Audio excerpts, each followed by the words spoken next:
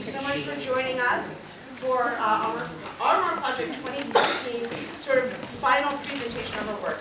So behind me are the students and some of the faculty of Armagh Project. We've been here for a month studying Irish and Northern Irish culture, history. We've been talking about politics. We've talked a lot about Brexit. We've spent some time. We've also spent a lot of time learning about Armagh, some of the folklore, some of the ancient stories. We went to Nottingham Fort, some of the more recent stories. And we're really, really pleased to share our work with you, inspired by this residency. So thank you for being here with us. I do have to say, we are writers, we are not actors. So please indulge us in that as we share these stories, not so much act these stories. I always have to make this disclaimer about accents. We don't do accents. You may hear, because it comes into the voice of the writers, some of what we hear in all of your voices. And so sometimes that happens. So, but it's not in any way meant to mimic or imitate or co-opt. We're just doing our best. Right, Nessa. Except for Nessa. She's our ringer. Nessa's our ringer. So at the end, we're going to please join us for a little wine reception and an opportunity to talk to all of the writers. Thank you so much for joining us.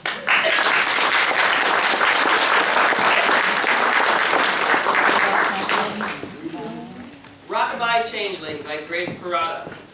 It is the Iron Age, Armagh. 3 women are sitting around a fire pit. Iana, a withdrawn and empty-seeming woman, is sitting and holding a swaddle. She is continuously giving it attention, i.e., burping it, playing with it, etc. Garwinia, a sweet and very pregnant woman, is also sitting at the fire playing a drum.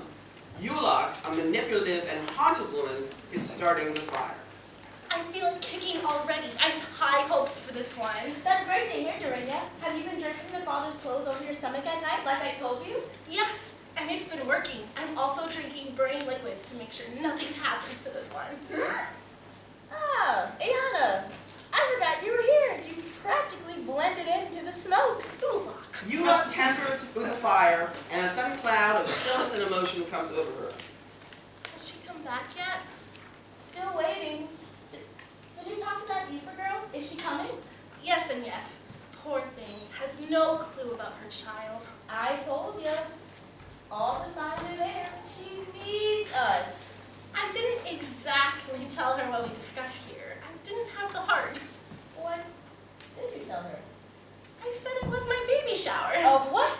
I don't know, it just came out of my mouth. You know I get nervous. Hello, I was invited here to bathe your baby. She's here, she's here. I know. Hello, Eva. Dorinda! Hello, Eva. What's calling? This is Iana. Sorry, she's had a traumatic experience. Well, hello. So where's the baby? Well, Aoife, we're actually here for your baby. Little Ronan? I already washed him today. This isn't about... How was he during the wash? Was he crying? Yes, he cries a lot, as most young ones do. Some creatures do cry more than others. I bet he eats a lot too, and takes quite well to music. I don't think these traits are far off for many children. Don't let us make you feel uncomfortable, dear. We're only trying to help. What is going on? Oh, my poor Aoife. Come, sit down. This is a support group. We are here to help you. Now, some things are hard to hear, but we are women who are enduring the same suffering. Losing a child. Ronan is not lost. Dear, Denial is a huge part of loss. Can't say I haven't experienced it myself. My husband had to convince me. You see, changelings are terrible. A changeling?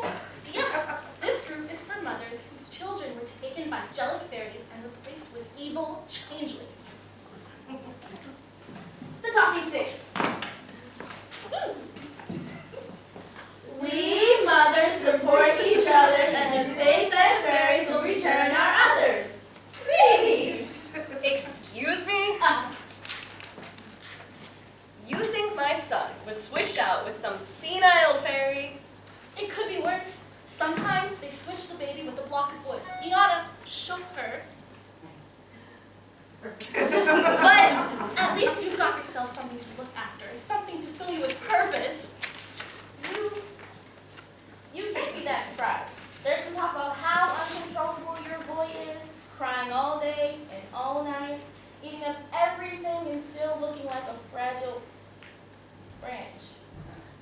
like she could break any minute. And her dark, dark eyes. He is clearly a changeling. Excuse me, did you bring me here just to tell me this? Yes. Now let's do the introductions and status updates. We will show you. Hi, my name is Durinia. Hi, Dorinda. All 6 of my children have been taken by these horrible, evil fairies. I will protect this one with all my soul. I just want something that can walk and talk.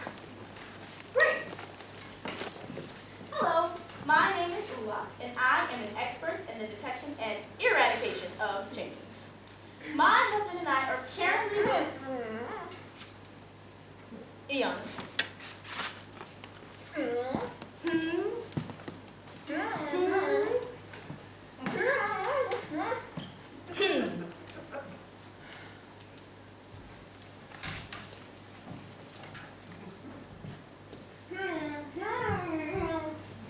Hi, Iana.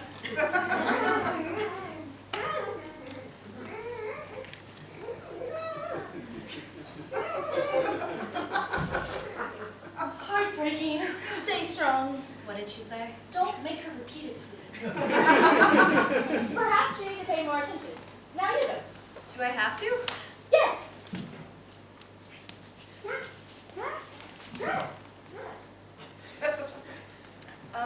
Hello, my name is Aoife. Hello, Eva. Now, tell us about your fairy. Ronan is the same being I gave birth to 5 years ago.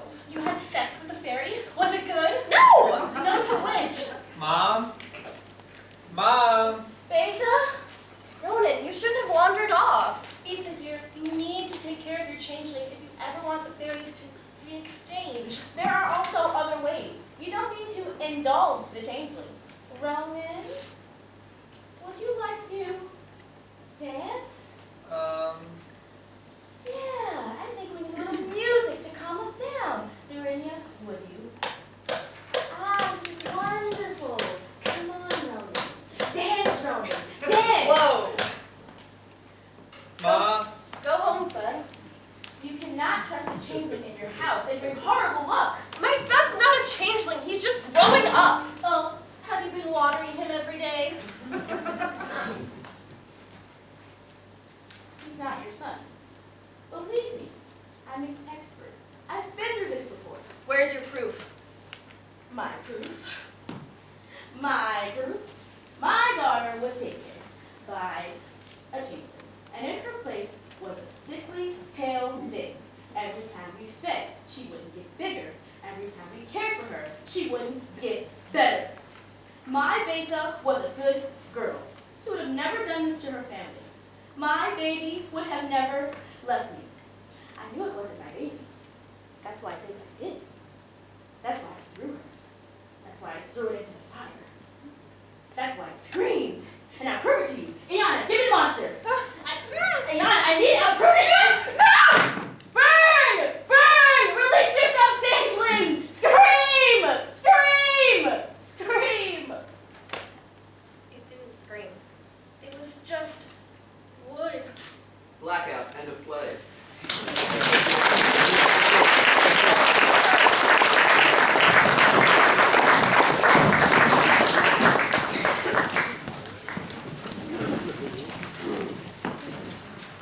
Dark Enough to Be Peaceful by Marion De Almeida. Lights up. We're on the set of a homely decorated cooking show in hell. It is just before 12 o'clock midnight, the witching hour, on an auspicious night for satanic ritual. There is a large cauldron in the middle of the counter over a gas stove. A behemoth, Julia Child, enters, waving to the audience. She is wearing her classic short-sleeved cooking dress with an apron over top.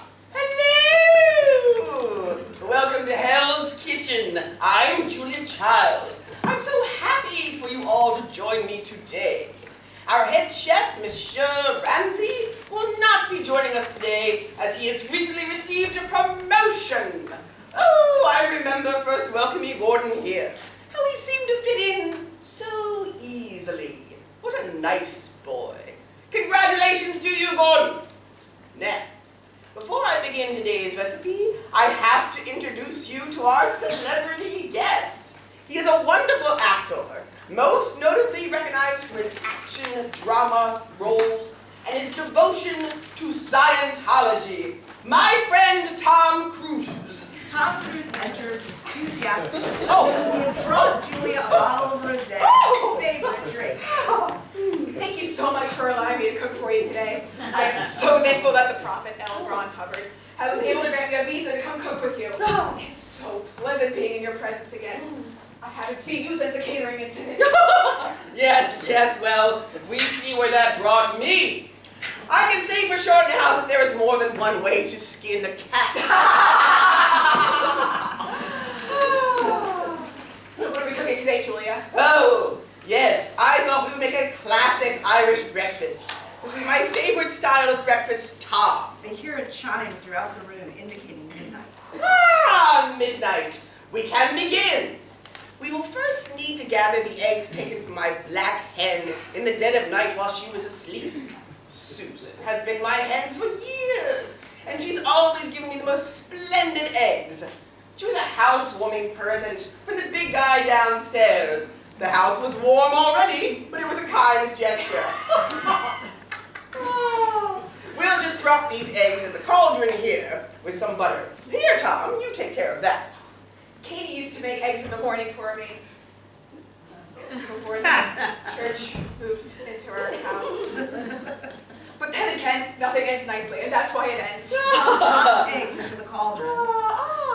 Next, I've got the most exquisite links of sausage from the butcher down the road. You know Cromwell, don't you? He makes a great batch of aged sausage. I believe the year was 1652. Yes, Cromwell. I think he has spoken at some of our Scientology meetings. Yeah. Great guy. Julia puts the sausage in the cauldron. Next, in a classic Irish breakfast comes the bacon. Ooh, my favorite part. These cuts of bacon come from locally sourced Swift Farms by Jonathan Swift. He's so great with the children. I love kids. I was a kid myself once. You know, if you just feed them and water them, they end up scrumptious. Scrumptious! Here, I'll show you how to tell good bacon. Wiggles of floppy bacon. See, this one, no good. Don't be scared to make sure your bacon is crisp. You need to learn not to fear failure. Let it fuel you. Tom crumbles the bacon into the cauldron. Ooh, I love this sound. Once the bacon has been all crisped, just add the baked beans. You know, if you use beans from a can or fresh from the market with all these fancy trimmings, who's going to know? I disagree with you there, Julia. I love what I do. I take great pride in what I do, and I can't do something halfway, 3/4, 9/10. Now, if I'm going to do something, I go all the way. Well, then you might be able to help us with this last step, Tom. Now, for the final ingredient in this summons, the blood of a sacrifice. I usually just drain a goat, but thanks to Tom and his wonderful work ethic, we will allow him to take the lead. Tom tries to entice the audience to come up to be the sacrifice. While reaching out to the audience, Julia stabs Tom's hand into the table. Tom winces and slowly passes out to dangle from the table. Julia collects the blood in her silver and measuring spoon. Just a few tablespoons. And now, just a stir. Irish breakfast is summoned and appears. Whoosh! She tastes the breakfast. Delicious! And that's how you summon the most delectable Irish breakfast. Thank you for watching, friends. Bon appetit! Nice taste.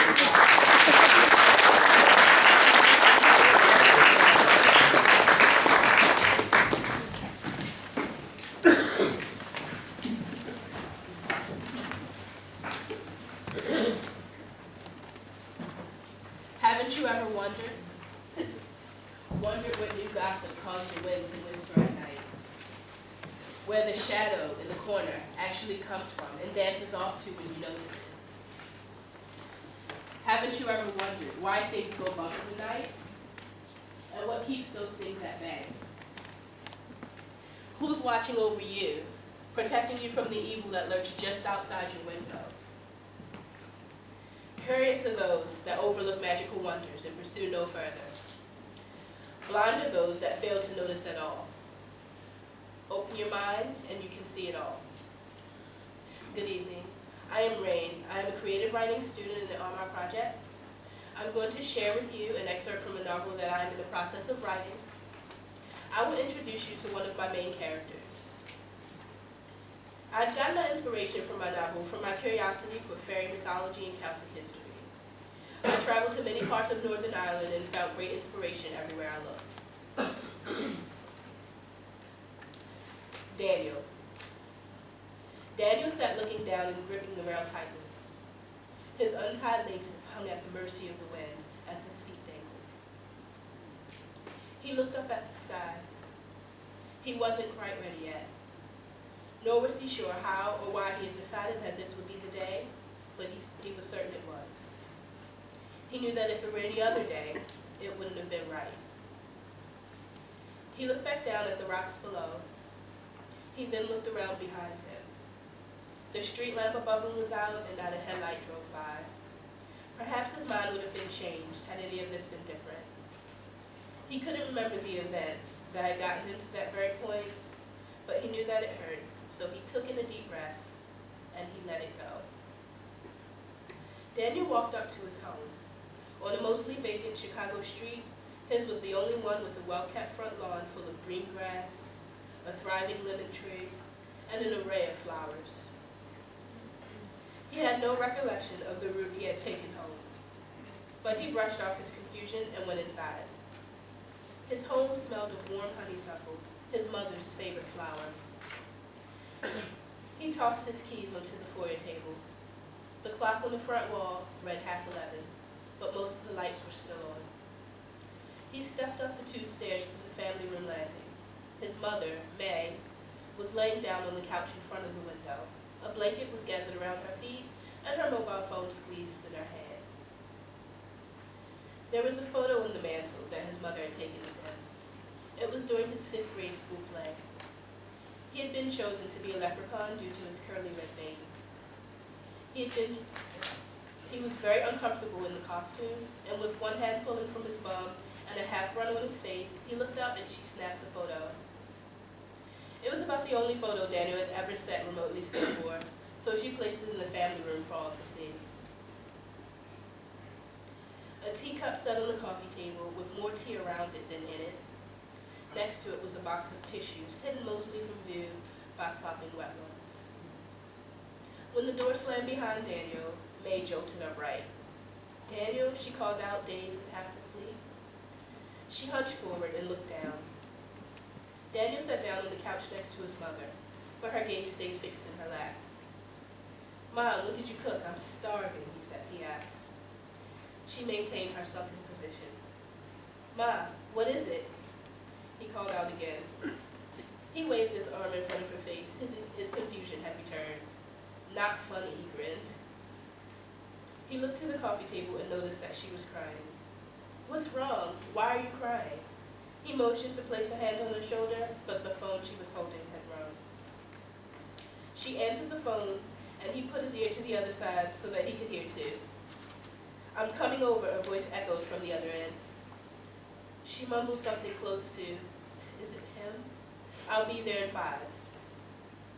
She set the phone down on the coffee table. Her hands were imprinted with red lines from the tight grip she had on it. She grabbed the tissue and crumpled it in her hand. George, a neighbor Daniel rarely remembered seeing without a band of thugs behind him, had burst into the door and rushed up to the landing as he shouted for May. She was barely able to hold herself up. George rushed to embrace her. Her legs gave out and he guided her back to the couch. Daniel moved to stand on the other side of the coffee table, unable to piece together what he was seeing. He looked down at his watch and it read 11:10. "It can't be," she muttered, her whole body shaking. "Get off my mom," Daniel shouted, and the tea glass flew off the table and shattered on the floor. Tea slowly filled the cracks of wood, and May let out the only shriek she could muster in her state. Everyone stopped to look at the glass. "What the hell?" George swore, pulling May close. "I am so sorry, May." "Sorry?" Daniel mumbled. "Sorry for what?" And in that moment, he realized that he had actually gone and done it. Thank you.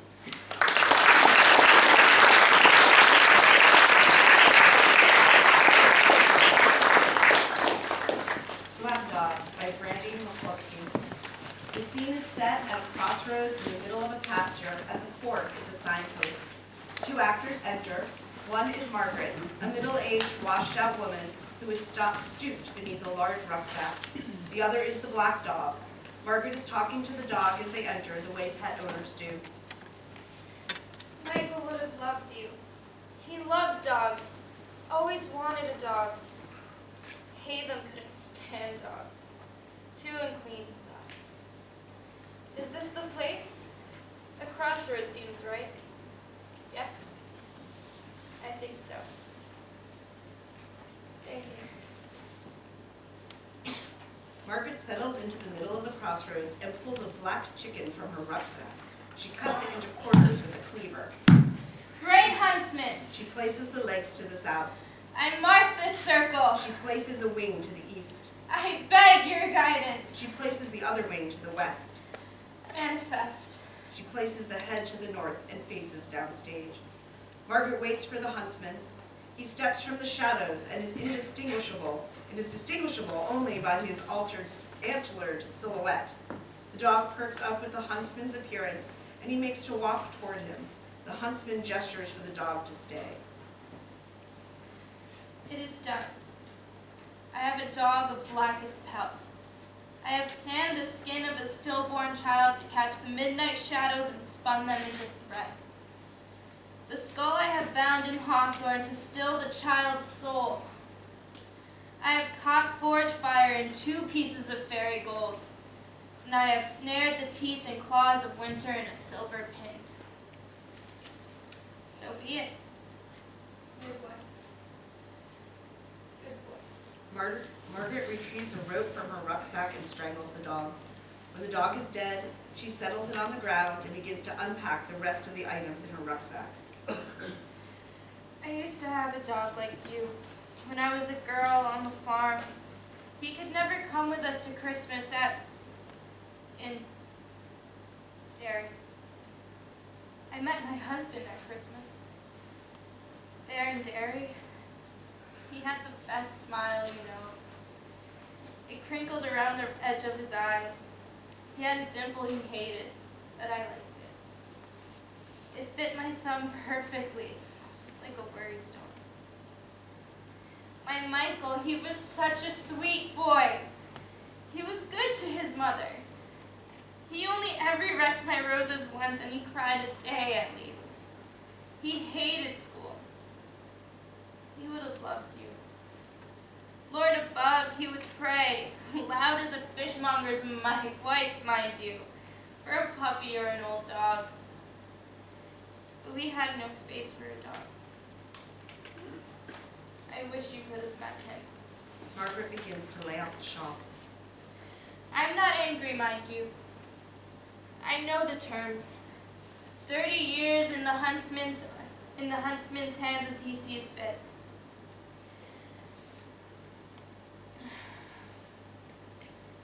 I dreamt my husband, my son, I dreamt all of this. I thought it was crazy for a long time, but when I saw Haytham, I just knew. There was a black dog over my crib when I was born. Was it you? Forgive me. I hope this is a dream. They made such a fuss over the pictures for my locket. They wanted to surprise me for Mother's Day. My handsome boys.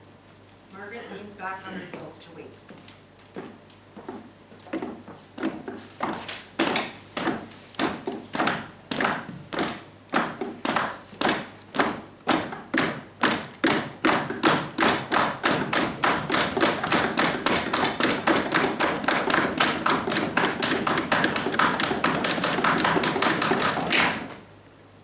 You are the beast then. Who? Are you ready? Do you know why I've called you? To Hunt. Good. Yes. You ready? Always. And you indicate the circle.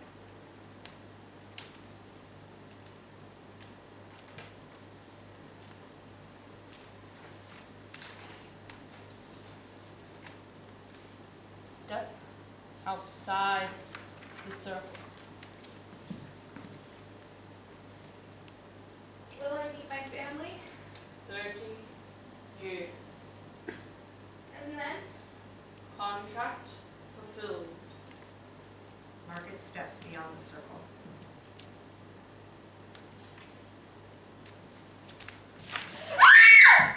Blackout.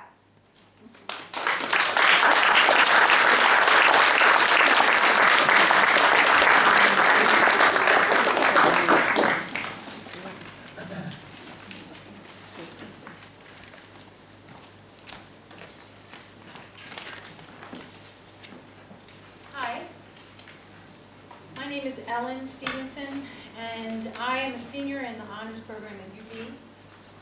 And this summer, I've had the privilege to attend the Armagh Project, and I want to thank Kimberly Lynn and Terry Ciofalo. My song, "The Locket," was inspired by the Bard of Armagh, John O'Connor. He wrote a story about whether or not his first love still thought about him. He never married, never fell in love again. So I thought he deserved an answer.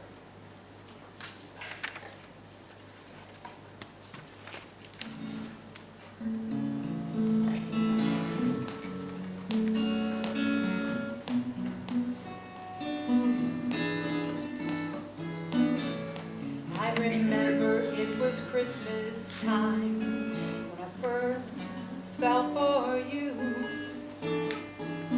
Just 18, I had never been in a love that was true.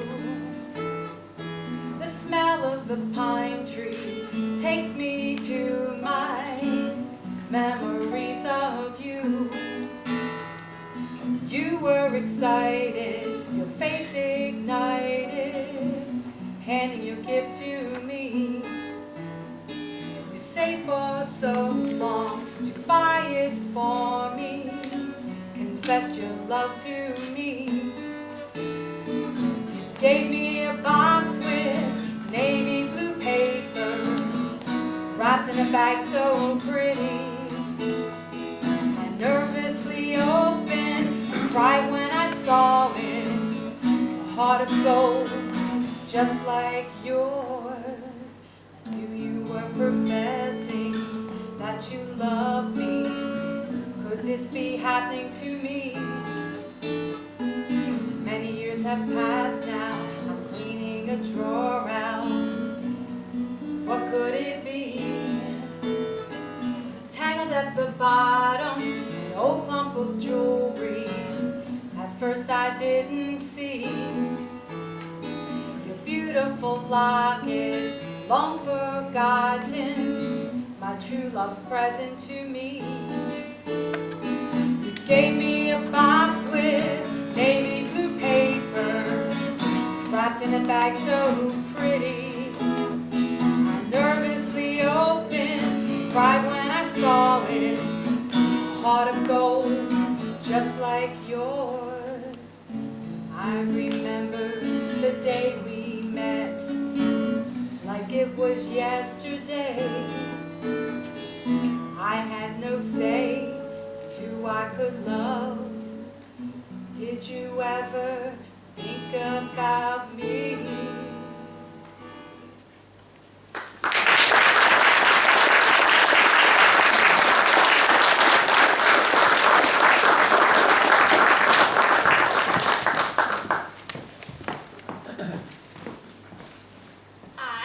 My name is Lexi, and I'm a journalism student from Calgary, Alberta, Canada.